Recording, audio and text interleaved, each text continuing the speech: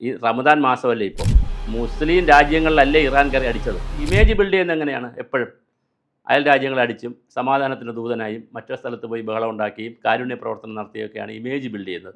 അപ്പോൾ അമേരിക്ക ഒരിക്കലും നമുക്ക് എന്തെങ്കിലും വിചാരിക്കാം. മാത്രമല്ല ഇറാന്റെ കൂടെ ആരും ഇല്ല.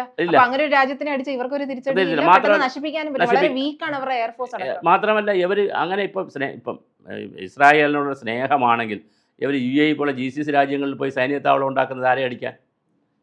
GCC രാജ്യങ്ങളിൽ പോയി ബഹ്റിനിൽ പോയി പിന്നെ കപ്പൽ പട ഉണ്ടാക്കുന്നു. അപ്പുറത്ത് മറ്റ് സൗദിയിലും സൗദി ശരിക്കും പറഞ്ഞാൽ ഈ റമദാൻ മാസമല്ലേ ഇപ്പോൾ മുസ്ലിം രാജ്യങ്ങളിലല്ലേ ഇറാൻ കയറി അടിച്ചത്.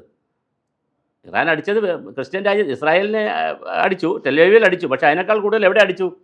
ഇസ്ലാം രാഷ്ട്രങ്ങളിൽ കയറി അടിച്ചല്ലേ. US എയർബേസ് നശിപ്പിക്കുക എന്നതായിരുന്നു ആദ്യത്തെ അവരുടെ ഉദ്ദേശം. അതിനുശേഷം ഇപ്പോൾ അവിടെ താമസിക്കുന്ന ജനങ്ങളെയും കൂടെ അറ്റാക്ക് ചെയ്യുന്ന മനുഷ്യവാസമുള്ള സ്ഥലങ്ങളിലേക്കും കൂടി അവർ അറ്റാക്ക് ചെയ്യുന്നുണ്ട്. അതിന്റെ ഏറ്റവും പ്രധാന കാരണം ഇവരെ സപ്പോർട്ട് ചെയ്യാൻ ആരുമില്ല. അപ്പോൾ ഒരു പൊളിറ്റിക്കൽ പ്രഷർ ഉണ്ടാക്കി എങ്ങനെയെങ്കിലും ഇവരെ US-നെയും ഇസ്രായേലിനെയും എല്ലാം ഇതിൽ നിന്ന് പിന്തിരിപ്പിക്കുക എന്നൊരു ബുദ്ധി അതിന്റെ അടിയിലുണ്ടോ?